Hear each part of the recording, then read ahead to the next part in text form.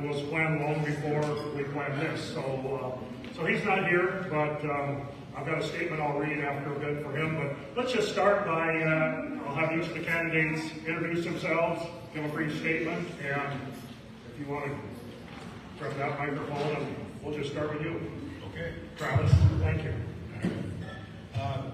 Good evening, everyone. I'm Representative Travis Ismay, District 28B. I grew up here. I've been ranching and farming here since I was a little kid. My dad was a veterinarian in Sturgis for 53 years. I had 6 kids. Ranch up in Perkins County, and we got a ranch here just south of Newell. I just hope to be your representative again. Thank you. Good evening, everyone. Thank you for coming out and sharing your time with us tonight. My name is Larry Schmaltz. I'm running for House Representative statewide, or not statewide, district-wide. And I was born and raised here in Belle Fourche, and went to the graduate Belle Fourche High School, graduate South Dakota School of Mines. I'm on the foundation board at South Dakota School of Mines, board of trustees, and also the professional advisory board of the Civil Engineering Department. I have experience on the Belle Fourche City Council, the board of directors for the economic development, and also the planning and zoning commission. I spent the early part of my career at working at Ellsworth Air Force Base on the B-1 bomber program, which was a pretty exciting program. And since then, I've started my own engineering company, Engineering Construction Management, which I had for 21 years, and was actually named by Inc. magazine as one of the fastest growing companies in America. And I also was privileged to receive an honor from the local area in Tampa Bay, where they said that I was one of the top 25 engineering companies in the Tampa Bay area 4 years in a row. So, my business experience, my fiduciary responsibility experience with South Dakota School Lines, my government services experience makes me very qualified to take the pier to represent our constituents. And I know how to get things done. And I think a representative has to be able to take the vision of the constituents to peer and get that vision pushed through to make South Dakota a much better place to live, to raise a family, to start and operate a business. I do want to say that all of you that prescribe to Facebook, you will find false AI-generated photographs of me and a lot of slanderous comments that are complete misinformation. They are actually pretty clever. I wish the person that was doing those would use their talent for something positive. But I made a commitment at the beginning of this campaign to not go negative against my opponent, and I will live up to that commitment. I'm not going negative because there's enough false negativity, and it's repulsive. And it's, especially when it's complete misinformation, it's almost like we're living in the times of CNN. So I will not respond to any negative comments, and I only hope that the good people are able to see through the fabricated misinformation, especially since they've seen it so continuous with the malicious behavior directed towards so many different people.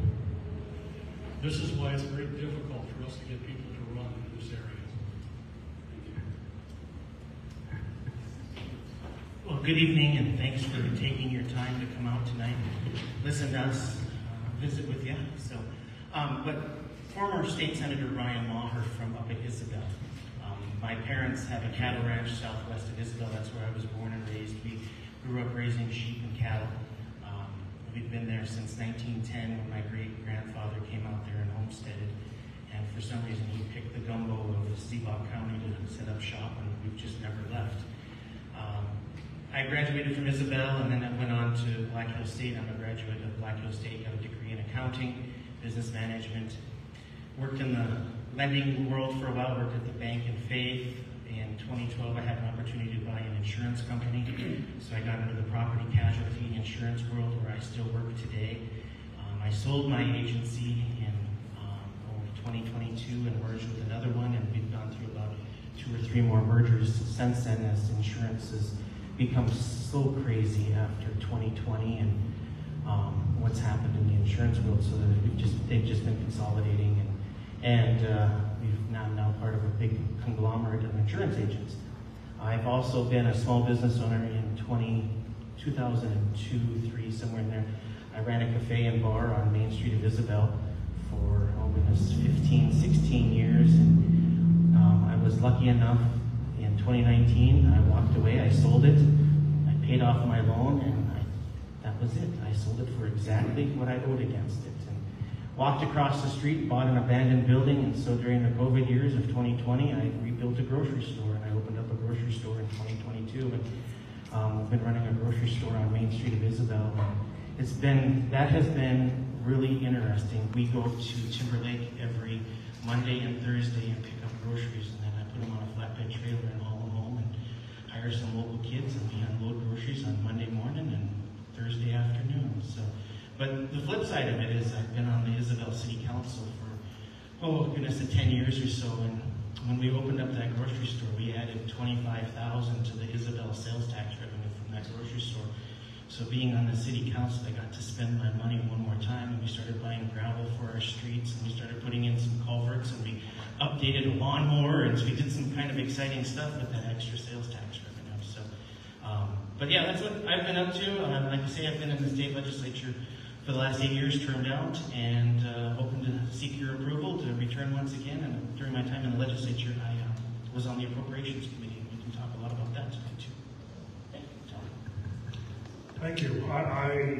Sam's sister Liz was supposed to be here, and she had something come up and couldn't make it, so I'm just going to read a statement that she had. She says, "Good evening, and thank you for the opportunity to introduce Sam Marty. John Samuel Marty, better known as Sam, was born in 1948 to John and Helen Marty in Belle, Fourche, South Dakota. Sam grew up on the Marty Ranch in Harding County, attended all 8 years of grade school at the Marty Ranch Country School. He later attended Butte High School, where he earned a high school diploma. During those years, Sam excelled in football and track, and had plans to attend Black Hills State College. But life took a different turn when Uncle Sam drafted Sam to serve in Vietnam. Sam served one tour in Vietnam where he worked as a minesweeper, one of the most dangerous jobs a soldier could have. During his service, he was injured in a mine explosion, was taken to the hospital in Saigon. By the grace of God, the enemy had placed the mine upside down, and Sam survived. After spending a couple of weeks in the hospital, he returned to his unit and finished his tour of duty. Sam came back home, he returned to Harding County and settled back into life on the Marty Ranch alongside his dad. That ranching background shaped who he is. Sam understands the land, the people who work it, and the responsibility that comes with protecting a way of life that has been handed down through generations. Sam has 2 siblings. His sister Mary Lou passed away a few years ago from ALS. His youngest sister Liz Marty May, serves in the legislature. She lives in Kyle, South Dakota. Sam's life has been rooted in service. Service to his country, service to his family, service to agriculture, and service to the people of South Dakota. One of the issues Sam is most dedicated to preserving is private property rights. He sees private property as a pinnacle of our freedoms and one of the things that truly separates America from other countries around the world. Without the right to own, use, and defend private property, we're no different from countries that may claim democracy but fail to protect the individual rights of their citizens. That belief is not just political, Sam. It comes from a lifetime of living on the land, working the land, and understanding that property rights are the foundation of freedom. On taxes, Sam believes local control is best because local government is closest to the people. He understands that decisions affecting families, landowners, ranchers, farmers, and small communities should not be pushed further away from the people who have to live with the consequences. Sam believes taxpayers deserve accountability, transparency, and a government that remembers who it works for. Sam Marty is a veteran, a Purple Heart recipient, a rancher, and a public servant. He has lived a life of sacrifice, hard work, and commitment to the freedoms that matter most. So that's Sam's statement. I don't know if there would be any questions, but somebody would probably speak for him if there is. So with that, let's open up for questions. Before we do that, something I want to address. Is anybody sick of getting these things in the mail? I'll tell you what. I know a lot of them are sent by third parties, whatever. To me, they're disgusting, and that's not what South Dakota politics should be about. I think if you have one that says paid for by Maher, that's a good thing. Candidates should be funding their own, with donations, of course. But these other ones that are sent to you by South Dakota Safety Action PAC, I don't even know what that is. And we've got Republicans Forward, and we've got other PACs. To me, it's disgusting because They're bringing millions of dollars of out-of-state money in to South Dakota to defeat good, hard-working candidates. And it really, when you get this stuff, I mean, 90% of the people really are prone to look, at sound bites and other things, and to me, it's disgusting. And one of the first questions I think ought to be, and I think Deb has a follow-up maybe following that, is years ago when I was in the legislature, there was a group in South Dakota that was sending out a lot of negative postcards. I said, do not send one out in my behalf. If you can't be positive, don't help at all, because that's no help. That's not the way I want to run a campaign. And we stood by that. The other thing I always stood by when I campaigned is you don't mention your opponent's name, and you certainly don't mention it, put a picture out of it. And every one of these has a picture, and you don't know who they're for, but you know who they're against. To me, that's just rotten campaigning, and I don't appreciate it. I don't think anybody in here appreciates that either. So maybe just address that. I know everybody's gotten a mailer full, but maybe just address that, how you handle some of these facts that are filling our mailbox. So I've been doing this for quite a few years, and this is the first year that I have had more people meddling in a legislative campaign than I've ever seen before. Some of these mailers, I didn't even know they had gone out. They don't contact you, they just send them out. And you don't even know they're going out. Thank God my mother's the postmaster in Isabel. And she goes, because now there's a new thing that all the postal people, every mailer that comes in, every political mailing, they have to scan it in, and it takes them 15 to 20 minutes on each flyer that has to get scanned in and then sent into the Postal Service to make sure that the postmaster is doing their job. And so your postmasters are really disgruntled this time of year because they've been inundated with this stuff. But just to make this a little bit shorter of how much meddling is going on that's not even authorized by the candidates is really quite something. But one of my former seatmates in the Senate is Deb Peters, and she started putting out this stuff the other day on Facebook, and I had her on my phone, and I called her, and I go, Deb, I don't know what you have in store for me or Sam Murray, but if you do anything, I would really appreciate it if you did nothing. I can't stop you, but the best thing you can do for, if I don't know who you're voting for, you obviously can't vote for either one of us because you're in Sioux Falls, but if you would just not do anything, that would be really awesome. So, I mean, that's the only thing you can do is just call them and ask them not to do anything, and hopefully they don't. So, but yeah. And it's all Facebook driven. If you want to do something for your own sanity, turn off Facebook for the next 2 weeks. Amen. Take a Lenten sabbatical. Yes, the postcards that I have sent out, they're paid for by me, were paid for by me. And those went out, they were positive. I have not sent anything out negative. I've asked anybody that I've talked to or worked with, do not send anything else negative with my name on it. I don't want any negative campaigning. And there is one group that has sent something out with a postcard on my behalf that I didn't work. Well, I haven't done a postcard, and I'm not gonna. If you get anything that says anything bad about my opponents, it wasn't me, because I'm not gonna do that. So I would appreciate it too if someone would stop sending me these things in my mailbox, because I just throw them away anyway. Hopefully you guys do too. I've had a lot of negative against me too, but I mean, I kind of figure that's the way politics works. I mean, it's not like I'm not going to get any negative press. So I think it's ridiculous the amount of money that out-of-state PACs have been dumping into this thing, and I don't understand it. So I would suggest whoever's doing that, stop. Thank you. Deb, you got a question? Yes. Here. Maybe the mic. Hello, my name is Deb Elliott. I work here in Belle. Some of the folks in the audience may not know, but you guys know campaign finance reports were due on Monday. And I looked through the campaign finance reports with a fine-tooth comb. And I am sick to my stomach at what I see. And I put together a spreadsheet and I printed out all 4 candidates' campaign finance reports. So if you want to see copies, they're in the back. I paid for copies. You can all see the evidence. I did a comparison, and and I will ask you to talk about the results of this comparison, because I think it's very telling. Larry, you took in $19,210. 34% of that was from statewide PACs outside the area, mostly Sioux Falls. And you took 27% of that from federal tax outside the state. Travis, you took 26% from state PACs. Your total fundraising was $6,800. Nothing from federal tax. Ryan, you raised $20,950. 57% of that was from statewide PACs outside your area. Sam raised $5,500. I will say 66% of his is self-funded. 23% was from statewide PACs and 5% from federal PACs.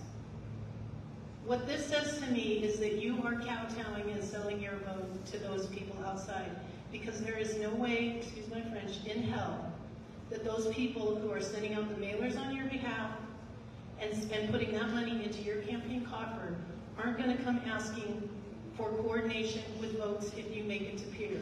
You will be expected to vote in the way that these people want. Whether you realize that or not, you probably should know because you've been there. You may not know. You know for sure, and Sam knows for sure. And I'm sorry, that's just the way things work in politics. It works that way in DC, it works that way in Pierre. It's not any different, and I am fired up about it. I'm sorry that I'm so mad. I'm trying to stay calm, but it just makes me angry. Because what it says is that we don't have local control. If you are my representative, you're not going to listen to me. You're going to listen to the people who paid money. They're going to put so much pressure on you, you won't get leadership if you don't kowtow. You will be sidelined. So how do you respond to that? Deb, I would never vote what's not in my conscience. You can scream all you want to, but you are absolutely wrong. I did not solicit any of the funds that I received. People looked at my business experience and decided that I was a good candidate and they wanted to support me for that reason. I will not vote against my conscience or my constituents. That's just absolutely not who I am. They didn't. You had the option to refuse those funds. This is my first time. I didn't know that. So. With all those years of experience in business, you did not know that? I've never been in politics before. I find it hard. It isn't something I've wanted to do, really. I did want to do it when I was in high school. I thought I wanted to be a representative someday, and that's why I'm doing this. But in retrospect, this is a nasty business to be in. And it's comments like that that make it that way. You're accusing me of doing something I haven't done yet, and you're saying I'm going to. I will never vote against my conscience. I don't care who it is. I think you have another thing coming if you don't expect to get sidelined, if you don't toe the money line. I really do. That's fine. That's fine. Ryan? So I think, and you have the numbers, but I think I raised about 10,000 from local donations. 10,000? Yes. 3,900 on your report. 900. There's more than that. There was about 10,000 in private donations that came in. Well, there's businesses and organizations for 2,000. Yeah. You self-funded for 1,000, and you had 350 of them unitemized.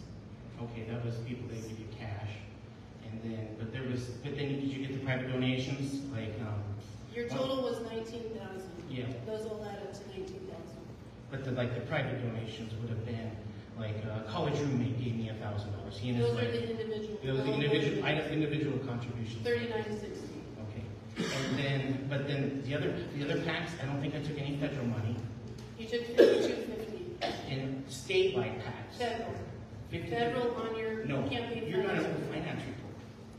It's on the finance report. This is the ones that went out on Monday? Yes. There's no federal on. What would be the name? Sorry, I missed one. I looked at the wrong line. You're right. 0 on the federal, 1750. I'm sorry. 0 on the federal, 11,900. Yes. On the state. Sorry, my apologies. I read the wrong line. Yes. So you're right. 9,000 in local. Yes. So it's about 50-50. I mean, it's a little bit heavier on the PAC side, but for the most part, it's 50-50. I mean, within $1,000 of one another, or $2,000. It's 57% and 43%. Yeah, well, you're talking anyway, what I'm getting at is the PAC money that I've taken came from the South Dakota bankers. It came from the South Dakota insurance office. It's organizations that you belong to. If you're involved in any of this stuff, they all, like South Dakota Rural Electric sent me $1,500. I'm on the board of directors for Morro Grande Electric.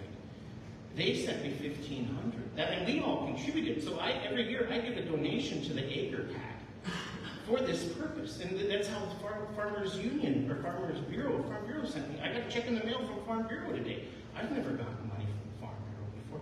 These are all your friends and neighbors that are contributing to this, so it's all South Dakota money. But the flip side of this is, District 28 is 18,000 square miles, and I'm not sure how, I guess I could come up with that money. I'd have to swipe my credit card every time, but Seton Publishing, to run 4 weeks of ads in the Harding County newspaper is $1,600.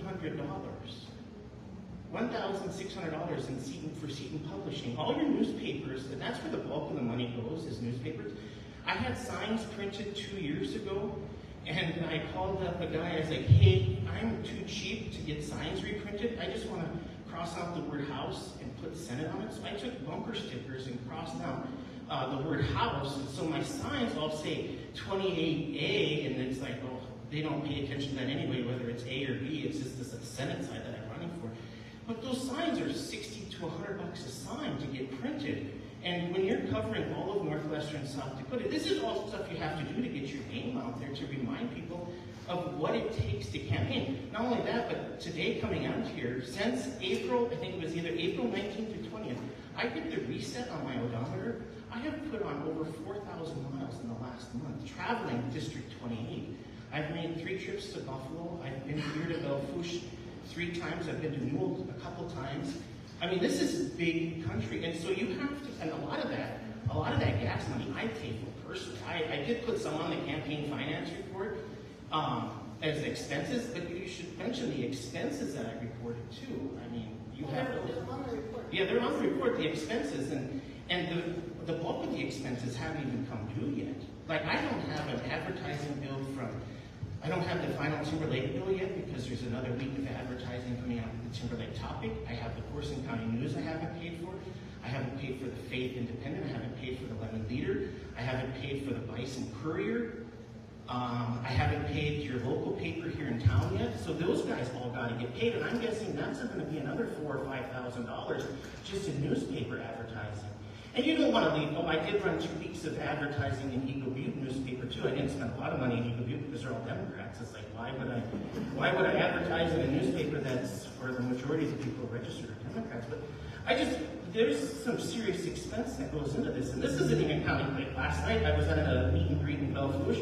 I get home at 10 o'clock last night, 10:30, go to my grocery store, and the help forgot to put away the frozen stuff. So today we were scrambling, and I missed it too because I didn't see it because I was doing the bookwork. But they left a whole case of chicken strips laying out on the floor last night. So there's those expenses too, just because you're not at your own business, because you're taking time away to do the people's work. And I'm not sure how you want us to pay for that. Obviously, I'm not charging the chicken strips to the campaign, but it's still the fact that you are losing money doing this just because it takes time away from your business. I should have been writing 3 insurance policies today, but in fact, I was coming down here, so I didn't even go to the insurance office today. I'll do that tomorrow. So, I mean, there's a huge amount of time, commitment, and expense involved in this. And I guess that's how I defend it. And until your name is on the ballot and you're traveling this district, it takes time and money. And you're just lucky you have candidates that are willing to do it unless you're independently wealthy. I'm not independently wealthy. I got a $500,000 loan against a grocery store in Isabel, South Dakota that I'm making $775 every 2-week payment on. So I don't dispute that you have costs that are. yeah, and so how do you suggest we pay for that? And it's not like I'm soliciting this. But these PACs all have lobbyists that spend time in Pier all the time. I've heard all the stories. Every night in Pier, there's some dinner to There go, is a some dinner to go lobbyists to. and these people put pressure on you, and they are unrelenting. And we as citizens are not there to lobby you like those lobbyists lobby you. So At my time in Pier, I would always outweigh what you had to say here versus any lobbyist in Pier. I told those lobbyists many times, I'll show up to your event and I'll probably eat your food, but I'm gonna have no problem voting against you tomorrow. And you know what? If you're honest and open and sit down and visit with them, they understand that. They just want you to listen. I mean, they just want an ear. I'll talk to anybody.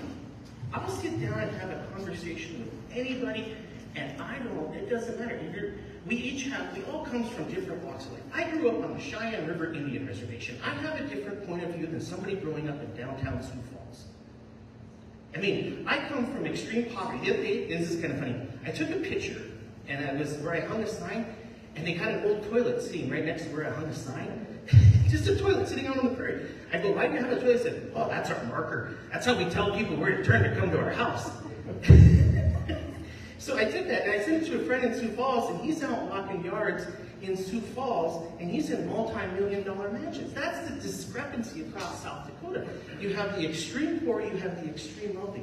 I just happen to live in a high poverty area.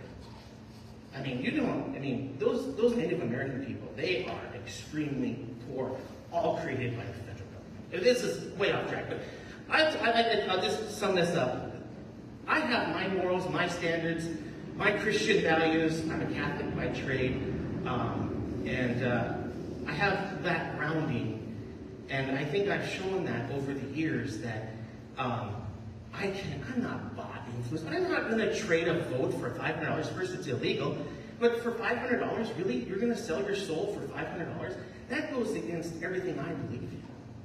Well, it's more than $500. Well, there's a lot of that. There's a lot of 250 on there. I'm talking about from the packs. But there's a lot of 250 ones on there from the packs. Well, You need to really break that up. Yeah, Travis can respond. I didn't talk. Okay, so what was the question again? respond to taking 50, you took 50, no, sorry. You took 26% of your funds raised from a statewide PAC. Okay. I believe was there two? I don't know what the count is, I just haven't told you. Okay. I mean, we can look it up in the campaign PAC. Sure. I'd have to go back and look exactly. I'd have to figure out exactly who gave me the money, but the PACs that I was donated to were a lady that I met that liked how I voted in Pierre, and she said, "We've got a PAC, and we really like you, and you're conservative, and here's $1,000." And I'd have to look at all of them, and I can explain all of them. But If people have questions, there's copies in the back, and I would encourage you to look through it, because it is disturbing to read it. I mean, I hear your explanations, but it's disturbing. I just don't know how you pay for this. How do you run that? Thanks, What's Tim. the solution? Well, I would just sum up, the groups that are in South Dakota, I mean, I talk about, rural electrics, rural telephones, insurance, and things like that. I think that's fine. Everybody here probably in some way or other pays into those PACs, and it's good. It's the federal PACs, I think, that has a real problem with. And they have no ties to South Dakota. It's big business, and they're pouring millions of dollars. Some of them are, and look on the reports of who's funding some of these campaigns, and maybe we need to vote a little bit more with our feet, our dollars, and tell these businesses that are pouring millions of dollars that we don't want to do business with them. They have no business, whether you're on one side of the issue or whoever, they shouldn't be affecting our campaigns the way they are, because you see the tone of people that are getting, we're all getting tired of getting these, and I get it. It takes a lot of money to campaign. 20 years ago, I think $5,000 would buy a heck of a campaign, wouldn't it? Yeah. And I appreciate the stickers on the signs because I did the same thing. Mine said county commissioner on it. It's great. It's like, why would you spend that much for signs that I spent years ago? And it's all double. Yeah, it has. It's double. It's terribly expensive. But I appreciate you guys' answers. Let's move on to some other questions. Can I ask one more PAC question? Sure. Do you mind? Yeah. Here, I'll give you.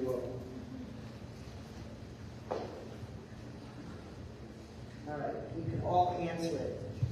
Speaking of the PACs, we've been inundated with a whole bunch of them as well. And I noticed there's one particular PAC that Mr. Schmaltz and Mr. Maher have also endorsed Representative Johnston. And I would like to know how your personal political beliefs mirror Representative Dusty Johnson and Mr. Ismay, since you weren't sent out on behalf of that PAC. If you want to respond why yours didn't mirror, or why, explain the opposite. There you go. I think me and Dusty Johnson are about as polar opposite as you can possibly get, but I guess I'm not sure why they would. It's kind of answering a double negative. You're like, why is this guy not endorsing you? I don't know. He has nothing in common with me. We'll just put it that way. I'm a small government guy. I think the government should stay out of our business, and I think local government should take care of more than state government. So, I'm sorry. I think I answered your question, but if I didn't, yell at me. I was approached through a friend of mine that introduced me to the PAC, and it was long before they came out and endorsed Representative Johnson, and I didn't know that they did. But that being said, I met with the gentleman, and all we talked about was my business background. That's all he wanted to know.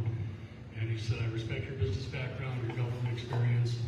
And as far as Representative Johnson, I actually, because I've heard some of these comments, and somebody else made a comment to me about that, so I actually went online and I went to an AI algorithm and I said, how is Dusty Johnson's voting mirrored or been against President Trump's voting? And it came back and said he's voted with President Trump 99% of his votes. So, and you're shaking your head no, prove it that he didn't, because I've got the voting record. I printed it out because I had somebody else that asked for it. So. In my opening comments, that is one organization that the only reason I even knew they were meddling in my campaign is because my mom had thrown me the flyer back in my mailbox of somebody I had sent to that had died. And but I do not aspire to anything with Dusty Johnson. I haven't had a conversation with him or his staff or his whole group this entire election cycle. I've never asked for it. I've never done anything, and they're still setting this stuff up. And truth be told, he would be, on 4 places, he would be my 3rd choice for governor. And if he's the candidate that's running for governor, I might just leave the spot open come fall. Because I'm not sure that the Democrat candidate is the answer either. So, but people ask me all the time who to vote for governor, and my choice, I always tell them, go with either Larry Roden. Larry Roden and I have butted heads over the years. We have fought like tooth and nail and disagreed, but I still respect him. He was a Senate colleague, and John Hanson. I was very impressed with John Hanson up in Riva the other night, and so I went and even hung some of John Hanson signs around. Those are the 2 down-to-earth, good people for our state of governor, and it's really, if you really want to, that's my opinion, 100% my opinion, endorsed by nobody. Nobody paid me to say that. But just my experience working with John Hanson and Larry Roden, if you want to whittle it down from a 25% choice to a 50-50 choice, that's where I'm at. So I see the new poll that came out has them pretty close. I think they're all within the margin of error of being almost even. Roden pulled ahead of Johnson, but then again, when I see it was a Kelloland poll, they polled Democrats and Independents. So who can't vote in our primary? So I'm not sure, what half of those people know how accurate that is. So, but just some facts. No opinion there. But other questions? Dale. Larry, one of your mailers said you were going to grow the workforce. How are you going to do that? Biden did it. 15 million illegal aliens. How would you do it here in South Dakota? And grew in the federal government as well, which we don't need any more government employees. So I think growing the workforce in South Dakota is all about making South Dakota remain no state income tax, a place to raise your family, bring businesses back. Our education system, our colleges, our are now trying to set up things to make it so students, when they graduate, they can stay in the state of South Dakota. And I'm actually working with the school of mines on that, that thing that's going on with them. And I think BH is doing the same thing. So those are things that if we make South Dakota more business friendly, low tax, property rights, make it easy to start a company and run a company. I know we had just somebody at Planning and Zoning last night starting a new business in town. And I'd love to see that happen. I know you at the chamber get involved with things like that. So that's how we do it. We stimulate the business. We make it easier for people to start businesses, hire people, to bring in people to work, and keep it a low tax state so people want to come here to work, not come here freeloading. I'd go along with low tax, but not so much as no tax. Giving people 5-year tax holidays to come, all that does is beat up the people that are already paying taxes. Sure, understood that. Yeah, I get it. So yeah, when I say low tax, I mean, we don't ever want to have a state income tax. I think that's one of the things that brings people in that actually want to work here. So let's do another question. The big issue this session, and obviously I think going forward, is going to be lowering property taxes. What is each of you, what is your preferred method to lowering property taxes? Obviously that money has to be made up somewhere, or you cut the budget a whole bunch, which we know 2/3 of our property taxes go to education. So, it isn't local government that's the problem, but, the state does set the mill levy for property taxes for education. And what is your preferred method to lower property taxes, or do you think they're fine the way they are? I don't think anybody thinks they're fine the way they are. We pay a lot of money for property taxes in South Dakota. So, sorry, I had the microphone, so I went first. So the state has already done a couple of things. They put a 5% limit on what property values can increase. I think that's too high. Should have been 2 to 3%. They also said that each county can raise the sales tax by 0.5% to make up the difference for property tax relief. That's a great idea in Minnehaha and Pennington County. It's not a very good idea in our area because we don't have the sales tax to support that. It's not going to lower it much.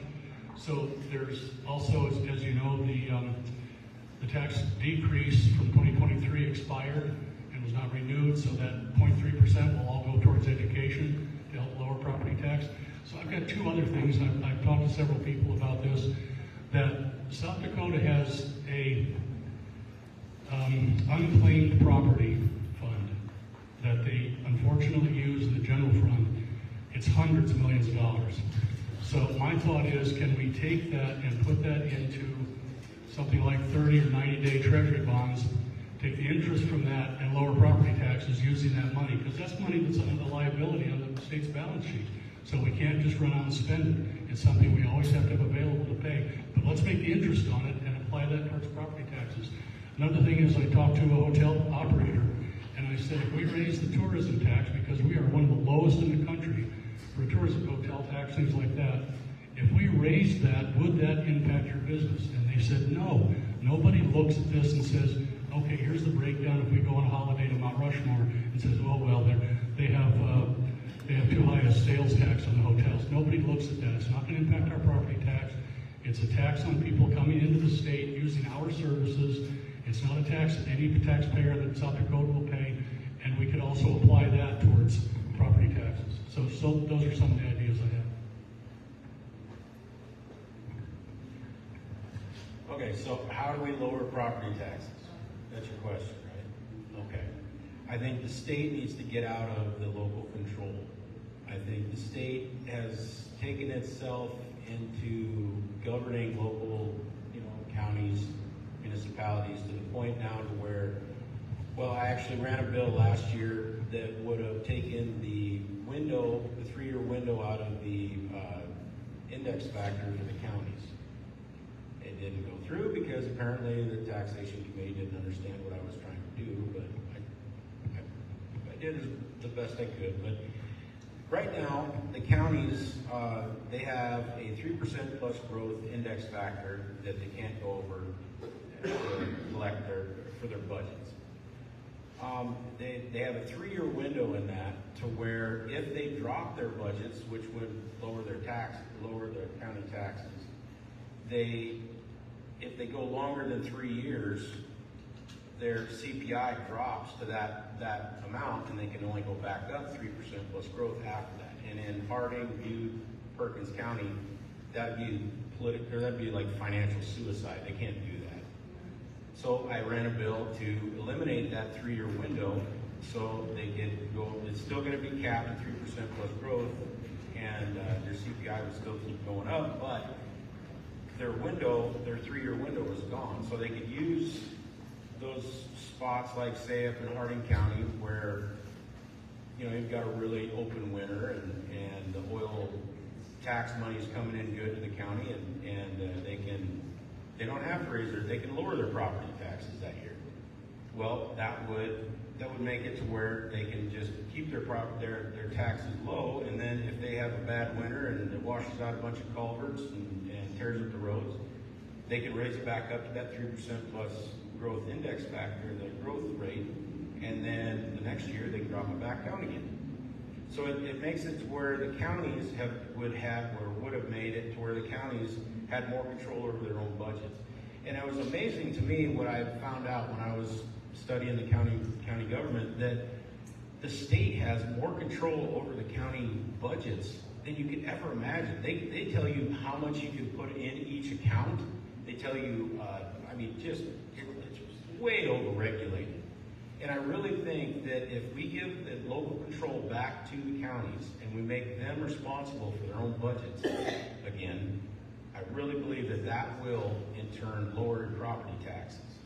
Because when we hire, or when we elect good people like Tom and the other people on the county commission that want to reduce your property taxes, they will. I truly believe that. And let them start governing their own county and their own municipalities the way they feel best for their county or municipality. So I believe that would be the way long term, not this quick fix stuff where they're going to shift taxes and do all this other stuff. Start getting back to the basics in local control where you can lower your property taxes locally. If you want a $6 million football field, you should be able to get a $6 million football field, but the property taxes are going to go up. And people need to understand that. So, that's my answer. I got an answer to your other question, but I'll finish this property tax discussion first and then come back to your thing about what we learned about recruiting South Dakotans or growing South Dakotans to stay in South Dakota. So, anyway. But as far as property taxes, so Isabel, I have a 1,200 square foot home in Isabel. Basement half finished. My property taxes are only $100 a year. People in Dewey and Ziebach County are not complaining about their property taxes. What I am probably, and this is on homeowner occupied. Keep in mind, this whole discussion is on homeowner occupied property. My big fear, and something that you have to be very cognizant of, is that they don't start shifting it to ag. That's where we get into trouble. You have a whole group in Sioux Falls that believe agriculture doesn't pay its fair share. And when those ranchers are getting a $20,000 and $30,000 and $40,000 tax bill every year, you tell them they aren't paying their fair share when you're complaining about a $5,000 or $8,000 property tax bill on your house in Sioux Falls, where you have a library and a swimming pool on every street corner. Your streets are all paved, and we're driving down gumbo roads, and it needs a four-wheel drive pickup to get out every time I get a 20 inches or 20 hundredths of rain. It's night and world difference, and they're trying to put a one Band-Aid fix on everything. That's not working. And you gotta go back to what Travis was talking about letting these counties do it. And it takes us to start repealing some of these rules and regulations that we have put on the counties. The other thing is this isn't rocket science. In 2015, I wasn't in the legislature then, but they got rid of the property tax reduction fund. And we used to take excess revenues, put it into the property tax reduction fund, buy down that mill levy for K-12 schools, and it went across all property classes. That needs to come back because this property tax question has always been out there, but it's only exacerbated in the last couple of years after COVID and the property values started jumping up so high. So Jankel had this fixed. The legislature screwed it up. Shocker there. So the model is there, and I've told these guys, go back to 2015, pull up that property tax reduction fund, and just tweak it, but put it back into place.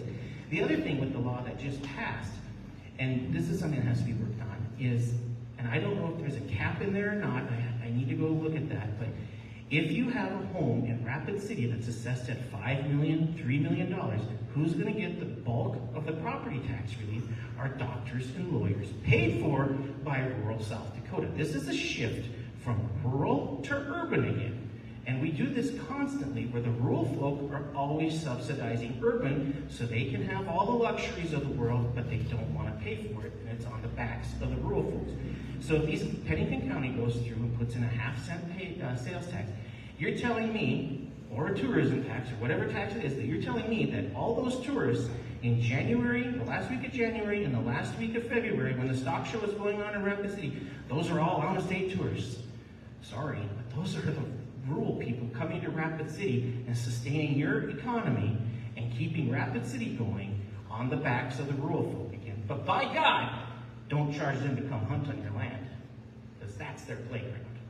So that's my soapbox on property taxes. Back to your question. So after 2020, we froze tuition at the tech schools and we froze tuition at the universities, and we did that for 4 sessions. We froze those tuition. Regions couldn't raise tuition for 4 years. And it took that long, and the data started coming in that we were retaining South Dakota kids in South Dakota. Not only that, but we started bringing in kids from North Dakota, and we started bringing kids in from other states to go to South Dakota schools because we froze tuition. It's not a rocket. Once again, this isn't hard science, but it's hard to get this through the region's heads that if you freeze tuition, bring your tuition rates down, your enrollment will grow. We showed them that. Then the statistics showed us that for every kid that was going through the university system, like 80% of them were staying in South Dakota. We then brought in, like him or love him or do whatever, plaster in the wall, but Sanford or Dyke House put in this scholarship that said you had to work and live in South Dakota for 3 years if you went to a South Dakota university system. Once a kid is in South Dakota for 3 years upon graduation, the likelihood of retaining them goes through the roof exponentially. And so what we've seen in those high workforce needs is this is how you retain your South Dakota kids. Next to cattle, our next biggest export is youth. And you need them homegrown kids with South Dakota values staying in South Dakota and building the next generation. And we were starting to do that with our university and tech school system. So that's one answer to your question about how you grow South Dakotans. That's how you do it. You keep them here versus sending our talent to Nebraska or Oklahoma or Texas. So. Thank you. So just a follow-up question. A few years ago, when they lowered the sales tax from 4.5 to 4.2 with a sunset. That sunset, I know there was a bill this year to extend that sunset or do away with it, make it permanent at 4.2. It failed. So it goes up to 4.5 next summer. It's not this year, it's way next year. So the legislature has a chance to actually repeal that or extend the sunset or do whatever. That money, yes, that other 0.3% is earmarked for property tax reduction. But would each of you, would you be in favor, would you vote for keeping that sales tax at 4.2? Go ahead, Mike. So when we passed that 4.5 to 4.2, I was the one who led that through the Senate. And the reason we put a sunset clause on it, there was 3 things, and I can only remember the one major one was now, is the food tax was on the ballot, and we didn't know what food tax was going to pass or fail. Had food tax came off, we would have had to raise that sales tax rate to make up for that loss of revenue on food.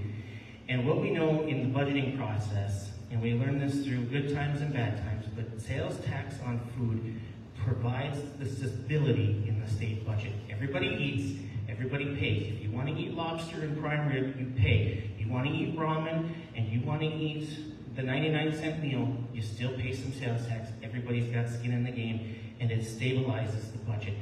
During a recession point, not everybody goes out and buys the leather coat. They don't go out and buy the hat. They don't go out and buy the boots. That stuff all gets put off, and so your retail sales are very volatile. And That's what creates stability in the South Dakota budgeting process, is that food tax.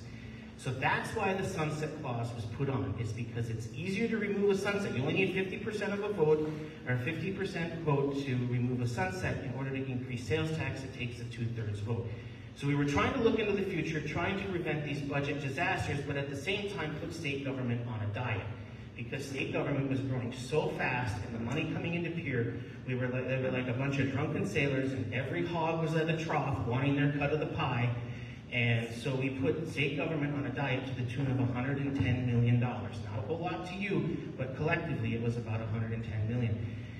When that goes back on, I think that's going to be a hell of a lot more than $110 million because of what grocery prices and all the price of everything else has done in the last 4 years.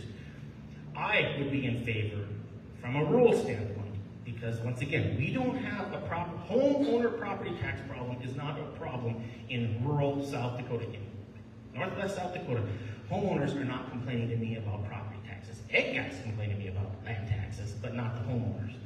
I would be in favor of a 4.2 and just keeping it there and keeping state government. State government operates best when they don't have money. I think one of the other reasons they had to do the sunset was because it probably wasn't going to pass the Senate. The Senate with a permit. Right. That was it. That was, we showed that. Yep. Yes, Yep. It was a compromise just to get it. The other get thing it is, you going. gotta remember, Governor Noem was promoting a food tax Yeah. repeal, and that was all sprung on us at the same time. We all know that campaign promises don't make good laws. Yes. Go ahead.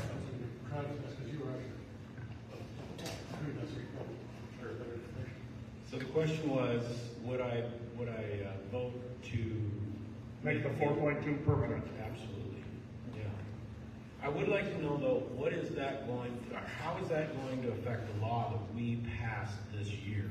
Because that capture Yeah. would, I mean, I'd still have to look into that and figure out exactly how. Every law you pass is subject to the next year. Yeah. So to follow up on what you're asking, so if I understand what you did right, you took money out of the reserve funds. You took maybe 57 million, or I can't remember the dollar. 63. Anyway, you took a ton of money out of the reserve fund. South Dakota has a lot of money saved. It's in the reserve accounts. And they always call them the rainy day funds. We never know when rainy day is going to hit. But anyway, for the first time ever, they took this money out. All you would do is simply put that back into reserves. Because the sales tax increase doesn't go into effect until July. And so you needed to, and if that goes to property taxes lag a year, so they needed to make up that 6-month difference. That's why they pulled the money out of the reserve accounts. Should the 4.2 become permanent, you just simply do a transfer back into the reserve funds. And God forbid, some lobbyist gets a hold of it and spends it. Larry, it was actually a yes or no question. You know, and I appreciate your explanation. Appropriations, give them a break. That's why appropriators, that's the way to talk, you know. But anyway, the question is, would you vote to keep it 4.2%, sales tax? Yes, I would. Okay. Thank you for that background, Ryan, I appreciate that. Bill?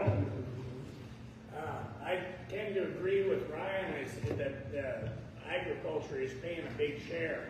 But I made a report to the taxation committee 2 years ago, and I think one thing that a lot of West River people don't understand, West River has a lot of production that East River doesn't have. And a lot of the East River production goes to their county seat and is you know, the agriculture production, the economic development production. The one thing that I always bring up is the school and public lands. We have 700,000 acres in West River, 60,000 acres in East River. Most of the East River land is endowment funds that go to some specific college or school for the blind or whatever, whereas the taxes or the leases on the school and public lands out here all goes to the school and public lands. They also have a fund there, and I wish I had the figures in front of me, but it's almost equal the amount of money we get from the investment funds from the school and public lands as to what we pay in leases. But what I'm getting at is there's 700,000 acres at an average of $10.32 an acre that is going to the state's rural and public land. That money is distributed according to Brock Greenfield by per student basis. And so we also have the gold mine. And I did not realize till in the last 6-8 months that they're still producing the amount of gold they do. We also in Harding County have the oil development and so forth, and all of those surtaxes go to the state. Also, we talked about, or somebody talked about tourism. Because of the rally, because of the gambling in Deadwood, West River pays in $365 million into tourism tax that all goes to the state. And consequently, I feel that West River is getting shortchanged, especially the counties in West River, for the amount of money we're putting into the state for what we get back. I don't know how you would cure that, but something has to be done. And I agree with Ryan. I've sold some of my land, but in 21, I paid $36,000 in property tax. And you know, I'm not a big rancher. I consider myself rather small. I've known Ryan and his dad for, 25 years. I worked for Travis's dad 40 years ago when he first started his vet business. I played football against Sam Marty. I always kid him and tell him I still got cleat marks up my back from when he run over me. But the point of it is, I know all you guys. I don't know Mr. Schmaltz, but I think there's a lot of things that I'm saying here that I want you to understand. Agriculture is taking a hit. And right along with that, South Dakota, western South Dakota has lost 75,000 milk cows from what they had 20 years ago. Our sheep numbers are in the basement compared to what they was. We used to have 45,000 hogs, and now we got about 4,000. So our agriculture production is probably about half of what it was 20 years ago, and yet our taxes have went up astronomically. And that has to stop. When I talk to Howdy Shell and some of the people in the Department of Revenue, they make no sense to me at all. I asked them about the production tax, and they said, well, it really isn't a production tax, it's a potential production. My answer to him was, I think you have the potential to make $4 million a year. Let's base your income tax on that. You've got to have real figures. And the other question that I got for you, after all these explanations, is I see the state and the counties violate the law, but there's no repercussions when they do it. And as an example of that, I've been on the stock board for years. Last year, we had to renew our grants. And the state law says that the state agencies must cash them checks within 5 days. Some of those grant renewal checks, including mine, were not cashed for months. What that done is it left your grant open and it wasn't renewed. If somebody would have renewed that, they would have owned your cows. And so what was the repercussions for the grant board not cashing the checks online? There wasn't one. They raised the rate. What's that? They raised the rate. Yeah, right. And I really wasn't against the rate increase if they would have had an audit of that grant.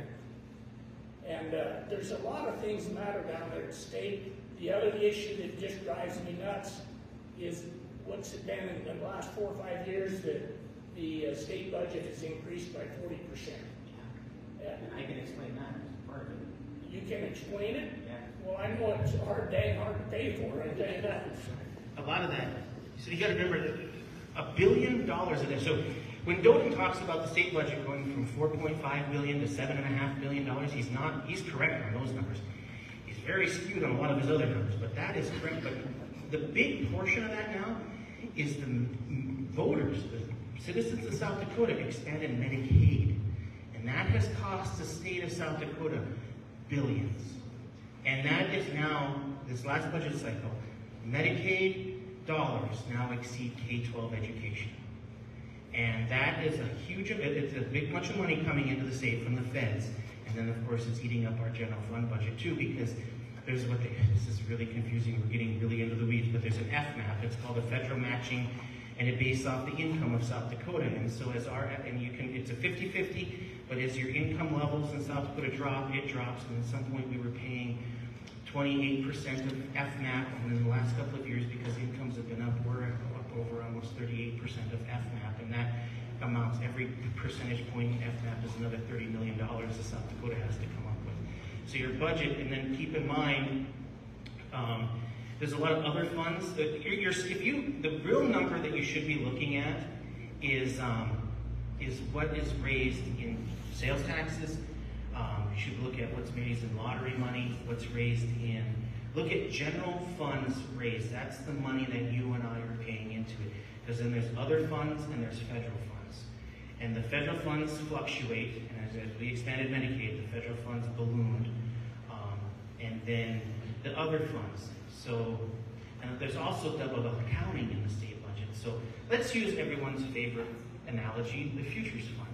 And I've nailed their ass to the wall a few times on this, over this futures fund. That's a tax that's collected by employers. When we make our quarterly unemployment payments to the state, there's a tax on it that goes into the futures fund. That comes into the Department of Labor. The Department of Labor transfers that to the Governor's Office of Economic Development. When that transfer takes place, it's accounted for coming into the Department of Labor as general funds, because that's taxpayer money coming in.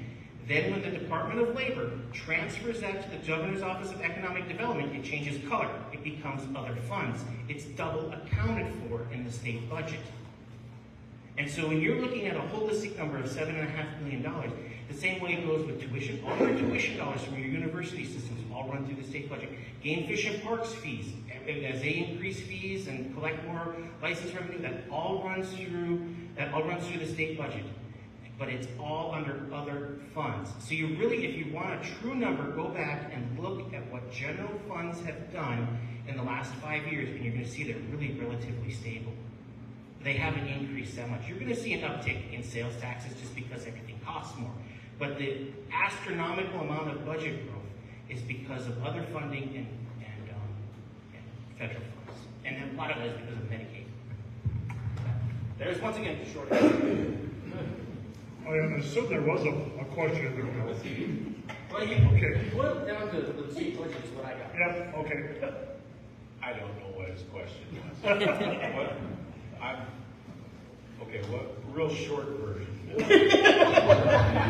is there's a whole lot of tax money being collected in West and South Dakota, going to the capital, and then being distributed throughout the state. Not always, but what I'm saying is for our population and for what we produce out here, the gold, the oil, the cattle we produce, we're paying in one heck of a lot of tax to the state. And to me, the counties are not getting their fair share out here. And that's one of the reasons we have a big, the question I got on that is, there's 26 states that have laws on property tax that they want to eliminate it, change it. There's a common denominator between all these states. What do you think that is? On property tax elimination. Okay, well, this is the property tax is collected by the county. So that is their taxing authority.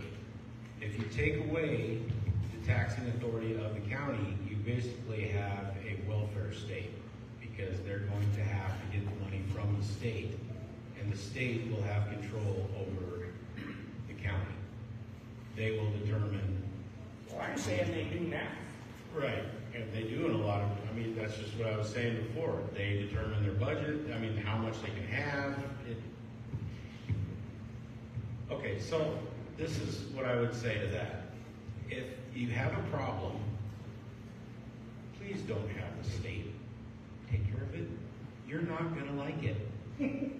It's on property taxation. Give the authority back to the counties so they can handle your local problems. if you want the state to handle your problem, I've seen this, I've only been there 2 years, and every time somebody has a problem, the state makes it worse. Please, learn about your local control. Teach your kids how local control works so they can run this place. So, I don't know if that answered your question, but I just want to make sure that people understand that if you have a problem and you yell loud enough and you say the state needs to take care of this, they will make it worse. So please be careful what you ask for. Comment, Larry? I'm not sure I can add to that, other than if we followed our Constitution, that's the way it would be. That our Constitution originally said everything should be, the federal government did this, and the enumerated powers, everything else went down to the local governments. Other question? Dustin? I don't know. Yeah. Got a timer on. He didn't have it on. My question's for Larry. I had a video sent to me that was made about 7 months ago, supporting an I-27 interstate coming through Belle Fourche. You were promoting that. How do you think that's going to affect our area? And how is that going to affect you being in Pier? If you're promoting it, it's through Fourche to Plains, and you did a video about 7 months ago. I was just wondering what your thoughts were on that. Yes, well, for one thing, that's about a 10 or 20 year future thing. It's not anything that's going to happen very soon, because the state DOT has plans to do some passing lanes on 85 north up to the North Dakota border. So ports to Plains, this has been going on for 20-some, 30-some years. There's a vision by the federal government and by the states to have 4-lane highway all the way from Mexico to Canada, because it is a huge corridor for trade. South Dakota has a lot of agriculture, so there's a lot of things coming in, and the benefit is that with tourism and agriculture, that road ultimately within the next 20 years will probably have a lot of traffic on it. So I've been working with this group to try to attract federal funding for that road as part of this continuous chain. South Dakota is not going to put up the money. I've talked to Joel Junt before. He's the Secretary of Transportation. You know him. He was on board with me at school lines. South Dakota doesn't have that kind of funds. So that's why we've always worked with the Washington, D.C. to say that as these things come up, can we start looking at maybe a study to show how this could be paid for out of federal funding? So that's what it's all about, is that road will ultimately be paid for by federal funding because it goes from border to border.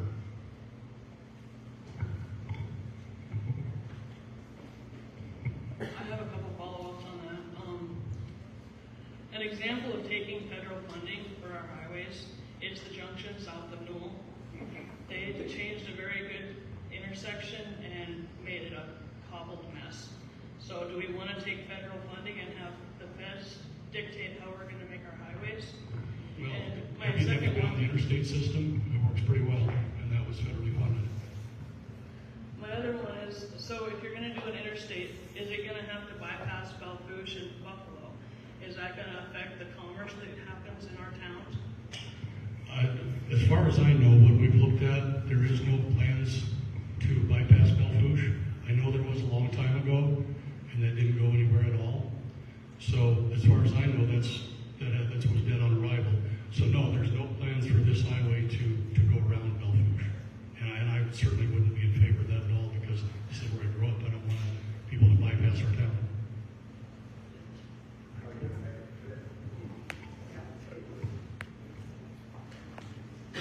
You other two want to comment on that?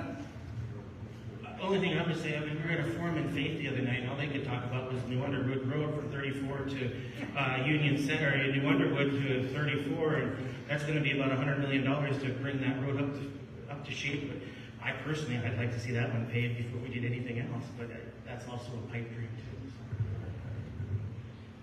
So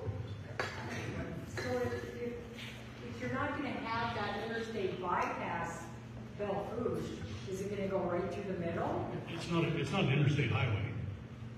There's some talk about that, but that hasn't gone anywhere. It's just 4 lane. And what the goal is to have it 4 lane. We already have 4 lane through Belle Fourche. So it's already 4 lane. So the only part that's in question at this point is north of Belle Fourche on 85 to the North Dakota border. And all of North Dakota is in the process of making their 4 lane to the South Dakota border. They're already working on that, but they have oil money. Okay, other questions? Dale? Last session, Travis carried a bill to recall county commissioners, and that didn't work, so we might want to get rid of Tom. You're not the only one. I do too. And so I don't have a problem with recalling county commissioners. It's a 4-year term and they can do a lot of damage in 4 years. We've had people run for office. They've been unopposed for 20 years and you can't get rid of them. They're not doing their job. He did amend the bill, I believe, and presented a recall or bill for all elected officials. And I don't know, 2-year term. I think the Senate and the House should be a 4-year term because you spend your whole 2 years campaigning for almost no pay. But when an elected official gets out of line, we should be able to fire him. What are your thoughts on a recall ordinance? You already know mine. I know yours. I would follow that up with, why is it not passed?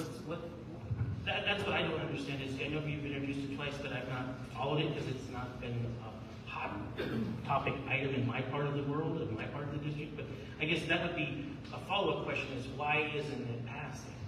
Or what's the opposition? All right. The opposition was local government committee. They're all ex-county commissioners. And there's a lot of people that are married to county commissioners that are on that board. So when you introduce a bill, the Speaker of the House will put that bill where he believes is the best place for it in each committee, whichever committee it should be going into. But if you put a bill that says we're going to recall county commissioners into a committee full of county commissioners, you're probably not going to get too far with that. I mean, that's just logical. The crazy thing about that bill was, I ran it through the first time, I think it was 1004, HB 1004, I believe. I ran that through, and it was a just bare bones bill just for county commissioners. Well, when I went to the committee, I said, this is what I have. I contacted all the people on the board, on the committee, and they had 5 different suggestions. They killed my bill, they had 5 suggestions for that bill. And if you go here, you'll understand this. So I said, okay. I took all 5 of those suggestions. I ran a new bill. I did exactly what that committee wanted me to do. I lost 2 votes. So sometimes a lot of people don't understand how Peter works on some of those things. They just did not want my bill. So that's why. I don't know if there's much I can say about that. I wasn't involved with it, not involved. So If Travis gets it to the House and it comes to the Senate, I'd support it. So, but I guess I would, if you have that bad of a county commissioner, I guess you better get a petition and get to run it. We have had it. Okay.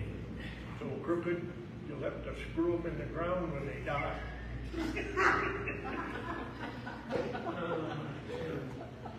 You're not talking about me.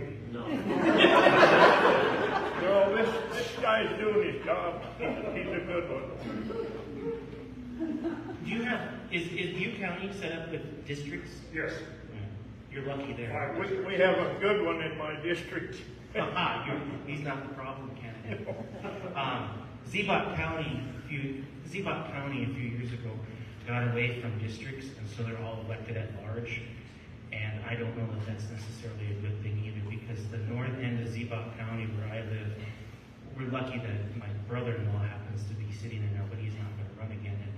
And, he did his 4 years, and he's enough of this noise. But northern Ziebach County doesn't usually get a lot of representation because there's just no population up there. All the population's down in Cherry Creek, Red Scaffold, Dupree, and I think you have like 4 county commissioners within a mile of Dupree. So it's just a thing, you know, that every county is a little bit different, and that's just an example of Ziebach County. We've had commissioners, room full of them, that couldn't find the city limits with a searchlight. And I don't think we need representatives that way either. We need people that understand agriculture. Yeah. No, I really think the districts for county commissioners is best. You know, Belle Fourche has over 50% of Butte County's population. And granted, there's some very big districts when you get out in the rural areas. But population-wise, it's equal, and you know, I think it divides up your. You know, I look at Lawrence County that isn't that way, and you know, you got 3 people running at large, really. And I think seems a lot more organized, and I like it.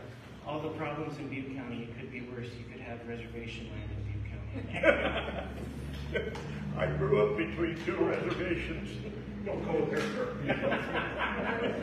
And it goes back to what Bill was saying though earlier. You know, keep in mind, you know, take Dewey and Ziebach County. They're running all the county services that Butte County's running on half the tax base because all that land isn't taxable. Yeah. But along with that, and I pointed this out, like in Meade County especially, there's over 2.4 million acres of ag land, and we have 1 representative because all of that is in District 1. And so we have 4 districts that represent the populated area of North Rapid and This is Meade County? Yeah. Meade County is a big problem on the taxes and on the way they're distributed. So somebody asked me a question. What are your thoughts on cloud seeding? I know there's been a lot of talk about weather modification. I think a couple of years ago that Tom Fischke had a bill to ban it and whatnot. And what are your thoughts on that? And also, let's do that one first before I ask the second part. Well, first off, it shouldn't be legal. I don't think you should be messing with the atmosphere, and God only knows what they're dumping up there. But I'm not sure if this is probably more of a federal question, because they're doing it across the United States. It should be banned at the federal level and go from there.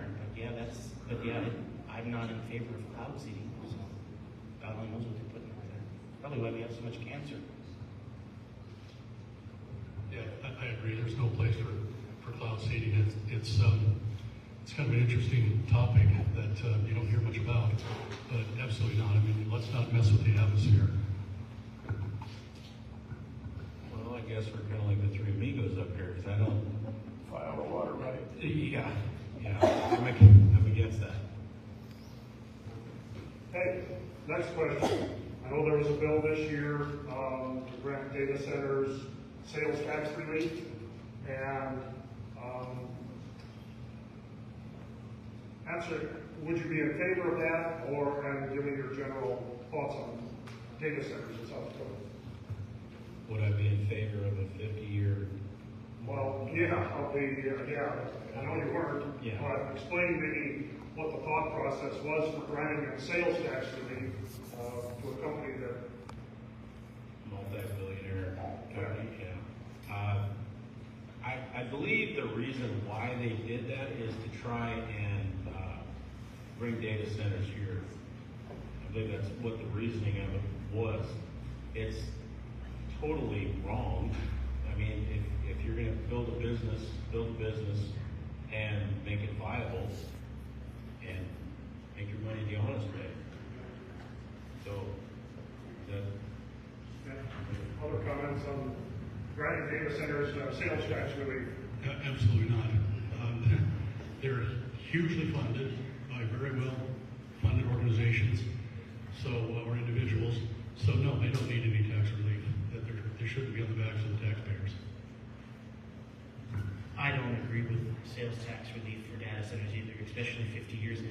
I really see this whole data center conversation changing in the next 5. I think this whole idea of data centers is all going to start wrapping up and evolving so quickly. It's just that we have to be cognizant in keeping our laws and everything else up to date. But they don't need tax breaks. They already have a lot of money. I can take this a step further too. I have some thoughts on data centers. I think Butte County, if you guys don't want a data center, you guys have that option on June 2nd. You don't want it, you don't need it. I sit on the Morro Grande Electric Co-op board. We have our sales at Morro Grande are usually declining. We service all reservations. We service Corson, Dewey, and Ziebach County. That's the Cheyenne River Reservation, and we service the half of the Standing Rock Reservation because the other half is served by Morro Grande Sioux up in North Dakota. So we're still doing all the services that a rural electric co-op does. The tribe, Cheyenne River Sioux tribe, not that they'll ever get this accomplished, but they've been flirting with the idea of bringing a data center in. So what we did at Morro Grande is we went through and we beefed up our policy that said, if you come into Dewey or Ziebach County and you're in our service territory, you will pay 100% of those costs. If you need a transmission line, if you need a substation, that is all on you, data center. If you need, whatever you need, that is all on you. We are not going to charge our membership that's been here since 1945 those upfront costs. Morro Grande physically could never afford something like that. Morro Grande, like I say, we serve some of the highest poverty people in the area. Our accounts receivable run about $190,000 past due every 90 days. So Morro Grande is very cash strapped. We could never do that. So we beefed up our policies, and that's what these, from a rural electric co-op standpoint, they are the ones. Where we get into a lot of questions, and that you see at the state level, are the IOUs, the investor-owned utilities that are jacking up rates. Black Hills Energy, Nextera, all them big energy companies that are jacking up electric rates. But your co-ops, we're trying to maintain the cost of service and you just keep your lights on. So. And I think Senate Bill 135 would support that. That's part of Senate Bill 135 is to say the electric infrastructure will be paid for, not on the backs of the ratepayers, but on the backs of the people wanting that service. I got a direct question this time, okay? Okay. Are you guys aware of how the Willow Creek wind farm is paying the taxes and the fact that in 10 years, basically, the counties are going to get very little out of that? How can we reverse that? It's ridiculous the way it's set up because the county should be getting most of it. The other question I've got is the game fishing parks. I lease out my honey on most of my grounds. Some of it I get $2 an acre, some of it $4 an acre. But on the state land, I can't lease that. And the game fishing park should be putting in some money to the lease on the state lands. If we're going to have to pay the leases and stuff, they should be kicking into that because they're retaining the hunting rights on that. So that's 2 questions. So that goes back to the education bill that was done in 2015. They took all those excess revenues, the wind farm, Tilford used the way station money used to all go to the local school district. That got taken away and it was rolled, all that was rolled in. You're exactly right, the local county gets it for so long and then it phases out after, I don't remember all that, but it was in 10 years or whatever. 10 years, it gets phased out and it gets spread across the education formula across the entire state. You're absolutely right. The only way you're going to correct that is by opening up the education formula. We had that long conversation in Faith the other night because, once again, the education formula was written in about 2015. It's been 10 years. And it was written by Sioux Falls and it was voted on by Sioux Falls. And, the big schools are the ones that reap the benefits. Small schools like Faith and Bison, that per teacher, so many students per teacher, the small schools really took it. I really foresee that in order to really correct some of this education funding problem, there's no way you can fix that in 38 days in Butte. That is such a monster in and of its own. It's going to take a group of legislators to sit down in the summer and get everybody at the table and start tweaking that formula. A lot of these formulas, they're good at the beginning, but then you add more legislation, stuff comes and goes, the economy changes. You really need to update these formulas probably about every 10 years. And as far as now you had, let's work on that one and then come back to your state line question. That's something that I'm not terribly familiar with, but I don't agree with. I agree with we have to retweak it or something. It's not right that the county gets a certain percentage of something and then it just goes away after time, because it's still there. It's still a nuisance. It's still something that's there. It's something that should be paying the people that are in that area all the time, not just phase out after 10 years. Well, I'd have to look at the contracts and stuff that were signed on that situation and look at the actual law that, I mean, I didn't. Education funding formula. Yeah, the education funding formula. And this one, I don't really agree with you on, Ryan, that I believe that we could gut the funding formula for the schools and make it very simple in 1 year. I think we could get that thing to where, like, it's right now it's so complicated. I don't think the administrators really understand it fully. I mean, it is ridiculous. And I think we should go back to the way we had it when we had country schools.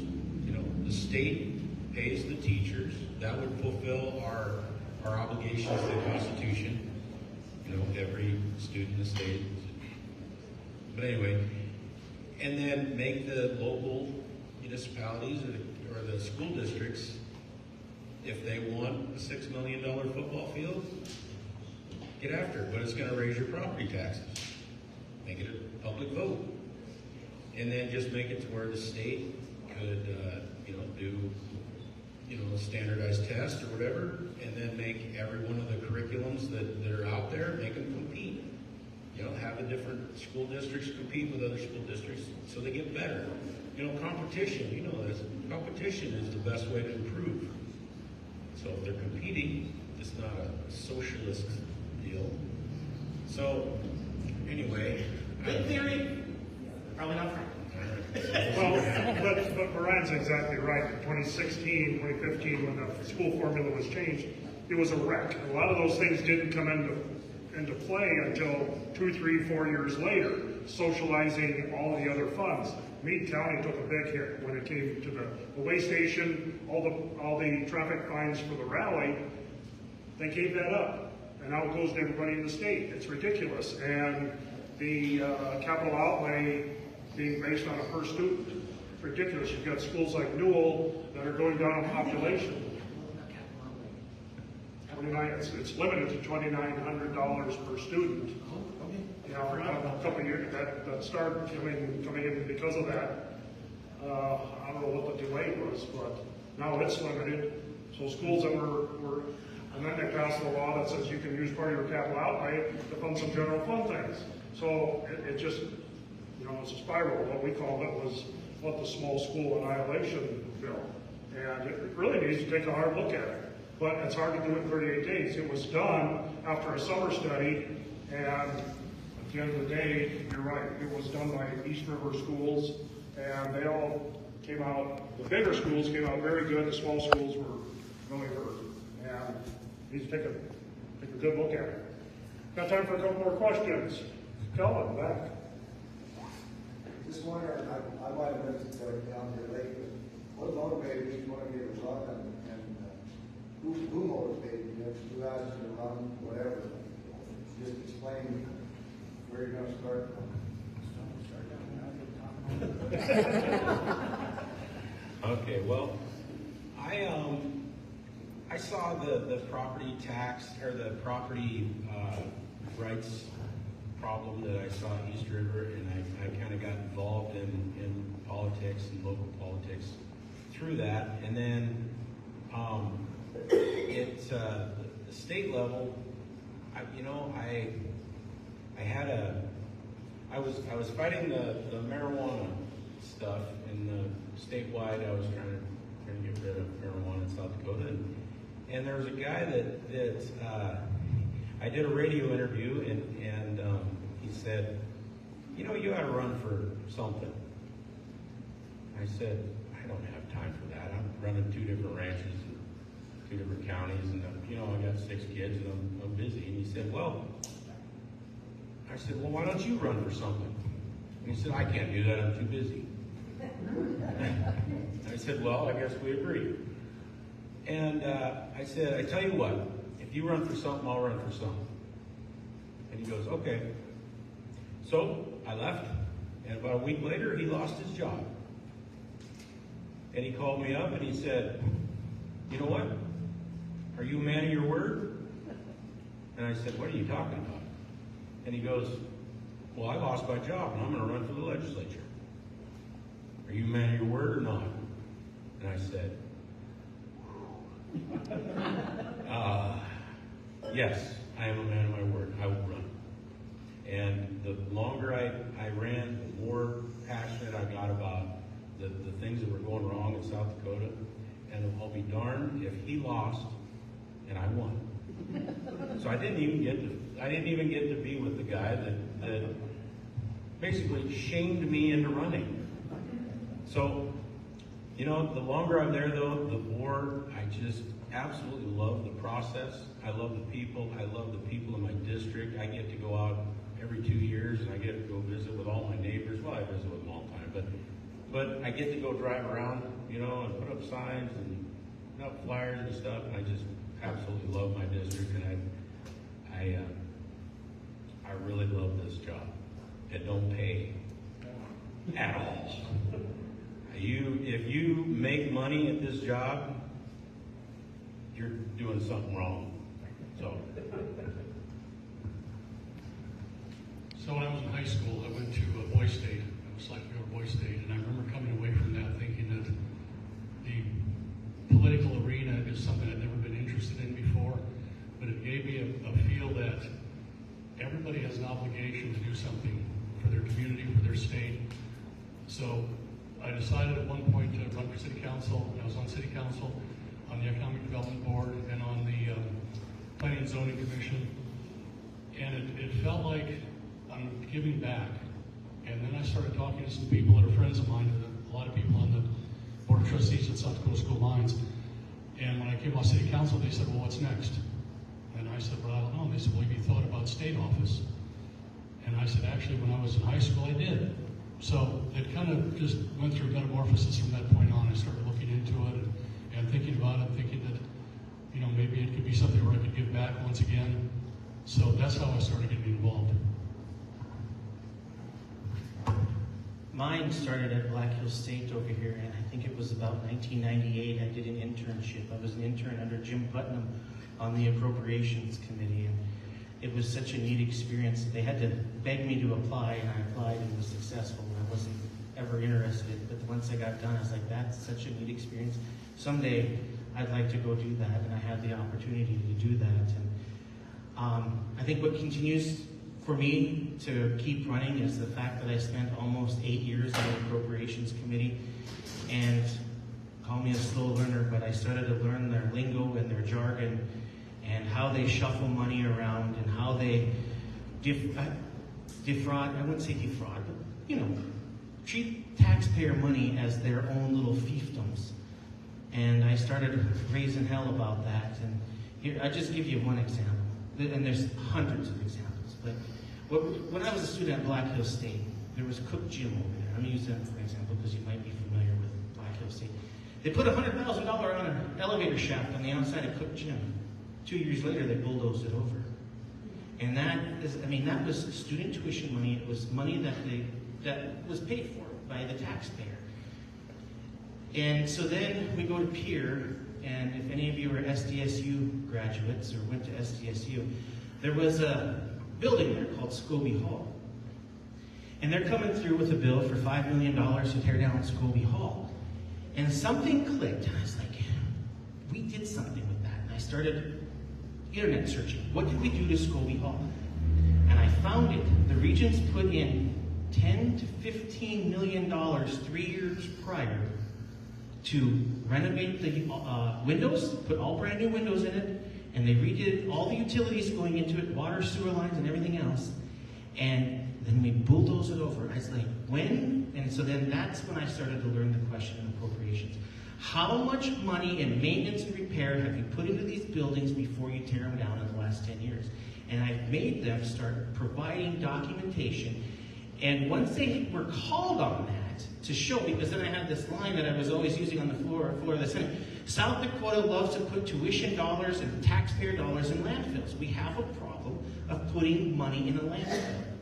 And that's what the regions were notorious for this. And now that I'm gone, but that's just a long story short of what it takes when you have somebody there to call out the BS and get down to the real numbers. And that, when I left 2 years ago, I was like, I've amassed a ton of knowledge in the budget department, and it's all lost to all brand new legislators. And not that they're bad people, but when you don't have the institutional history and you're just being fed crap from unelected bureaucrats, and it takes a while to understand how they manipulate those budgets. And you're never going to change the world, but if you can change it just $1 million at a time, it's $1 million that can go into a landfill.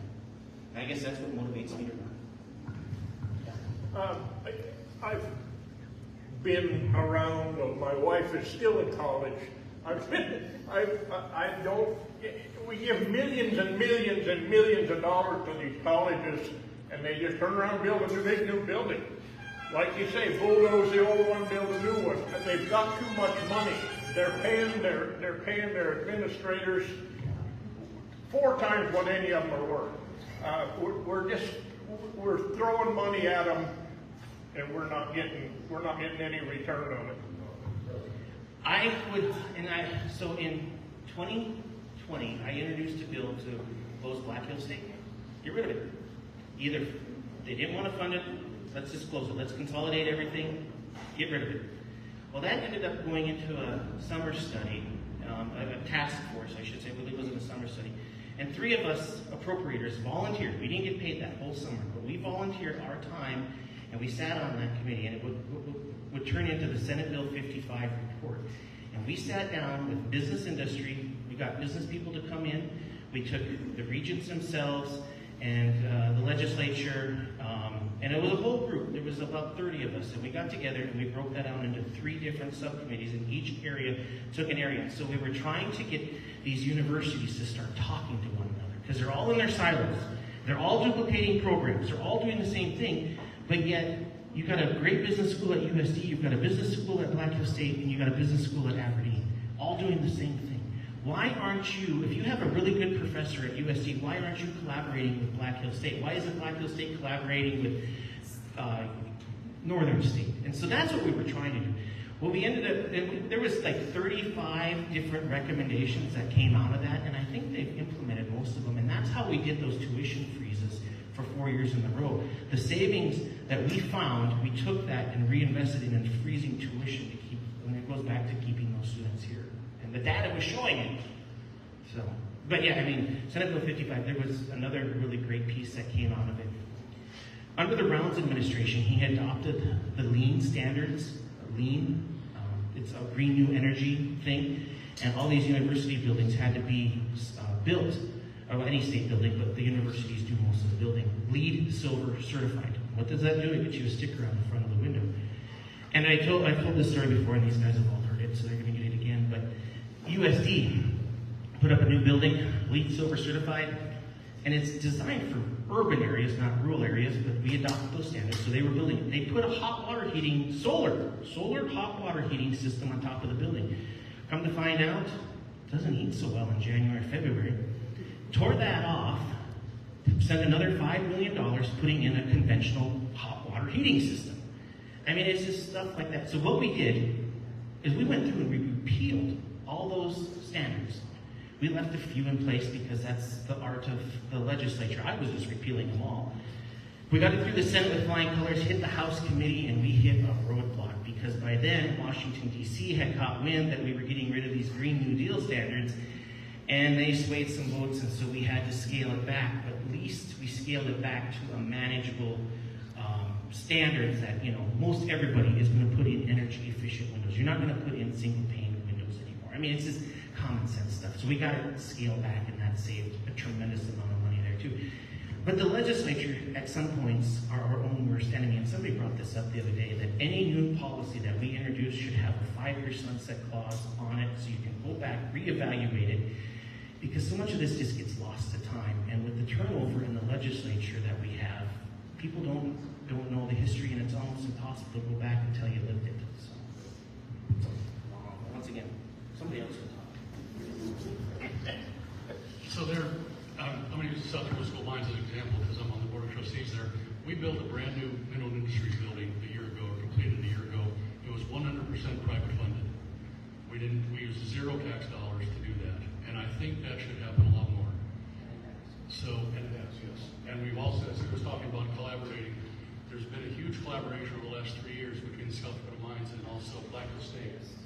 We now, instead of hiring 2 people, there's one person that floats back and forth on several different things. So it's not, maybe it's not as bad as you think, because I know some people are trying to make it better.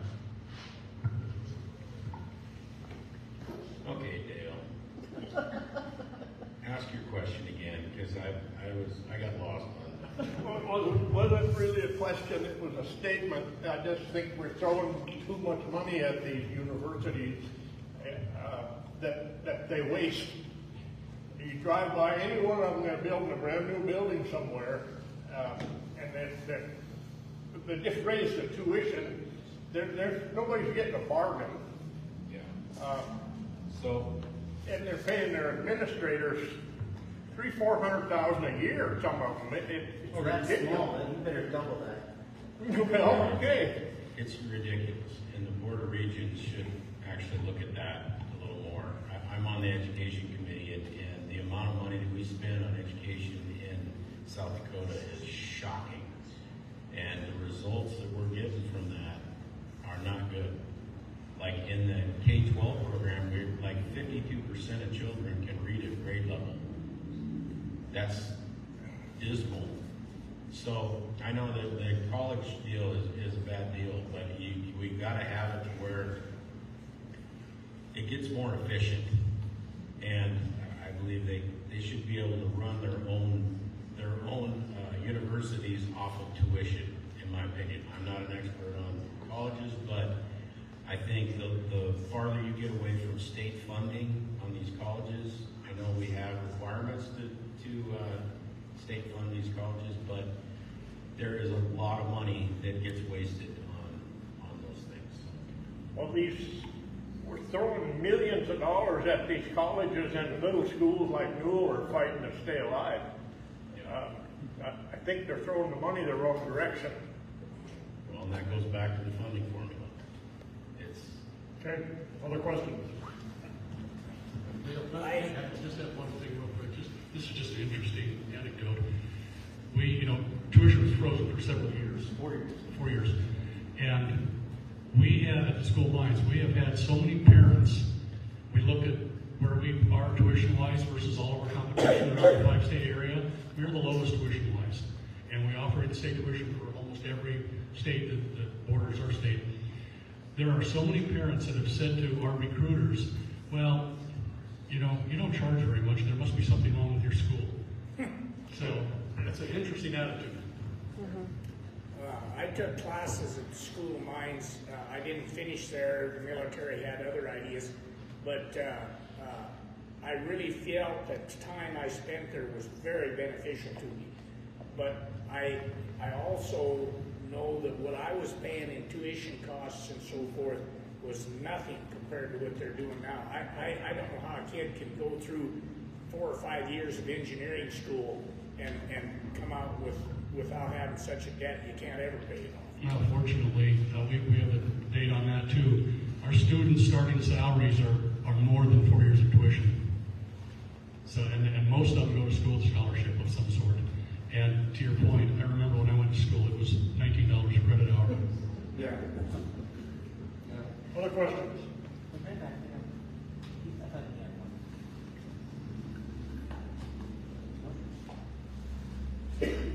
If not, oh,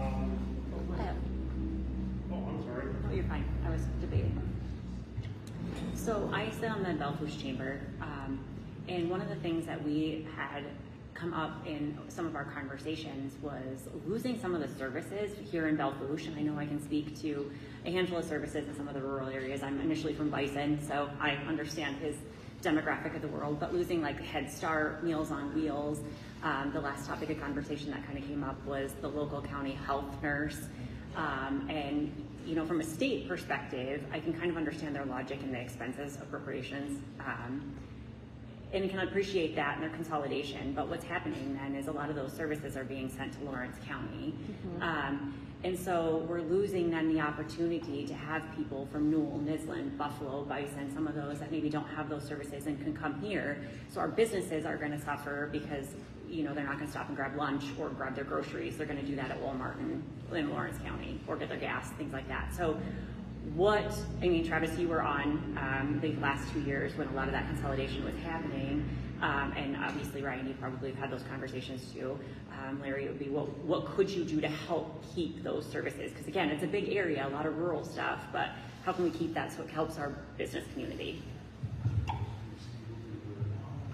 So just a little follow-up, you know, we did lose our county health nurse, and county was consulted, whatever, it's just like, it's gone.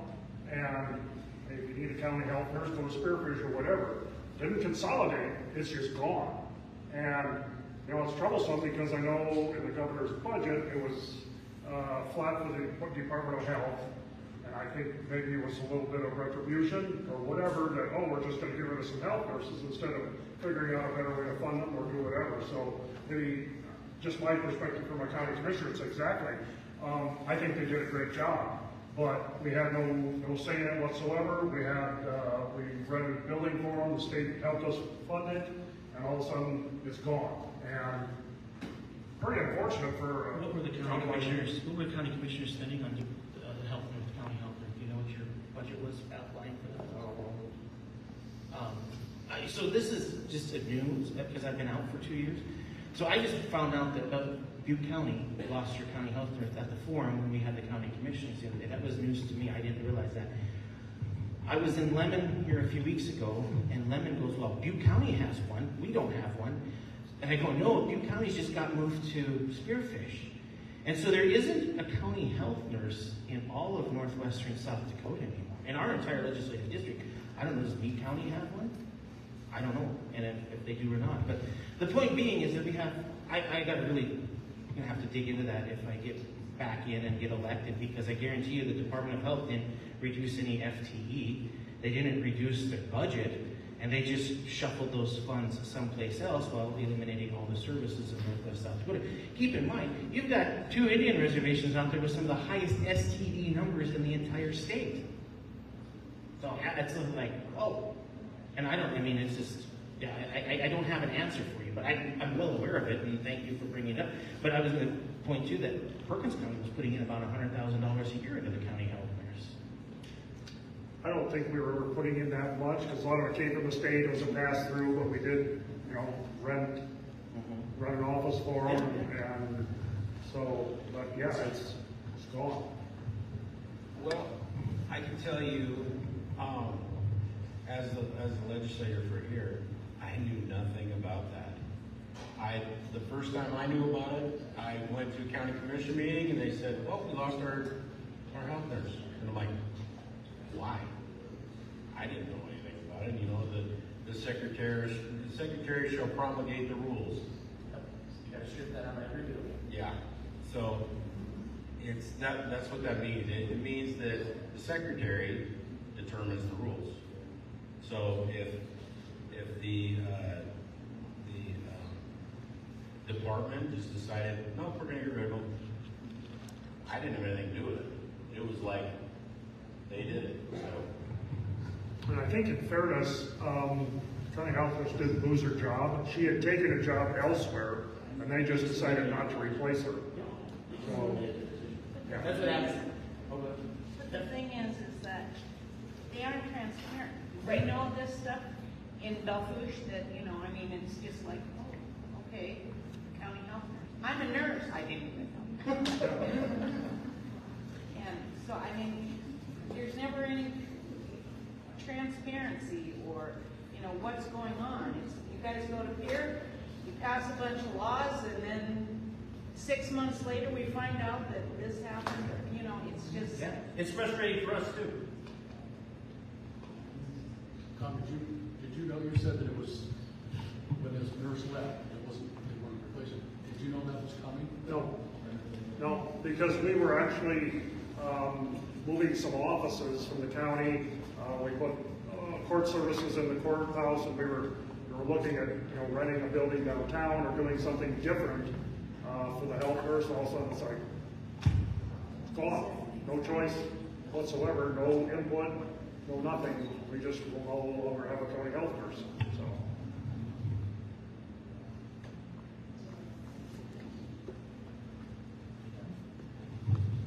Any other questions?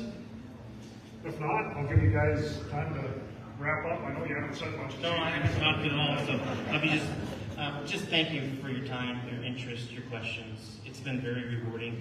This is a very large and diverse district, and each little region has its own little nuances and problems, and it's just nice to get grounded again and get up to speed with what's actually happening out here in Belle Fourche and Butte County, and compared to what goes on in Dewey, Corson, and Ziebach.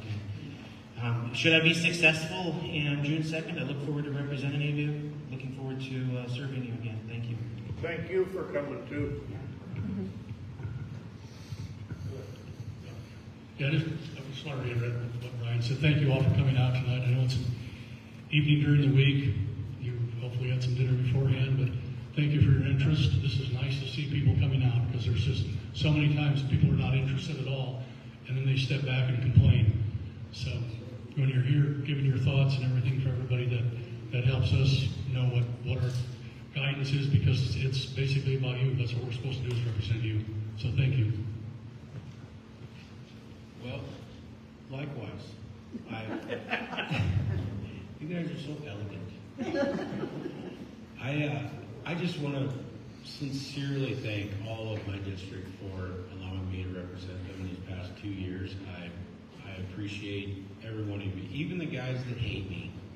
I appreciate them just as much, because if I didn't have somebody yelling and screaming at me, I wouldn't have anybody keep me accountable. So I absolutely love that. So if you guys do want to come up and yell and scream at me because you didn't agree with something I did, please do. I kind of enjoy it.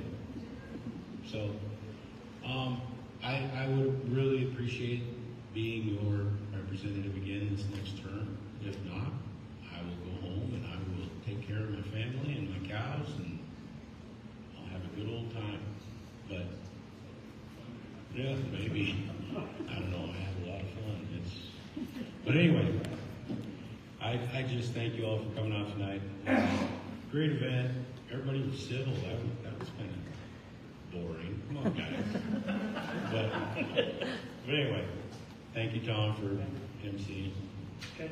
Thank you. And also one of my roles is the chairman of the Butte County Republican Central Committee, and we've been trying to do several of these, and we've done the county commissioners, we did the city council candidates and whatnot. I think it's been very good. We've had good turnouts and a live stream. That's the best thing, that people can watch these. Next week, we have an issue coming up, obviously.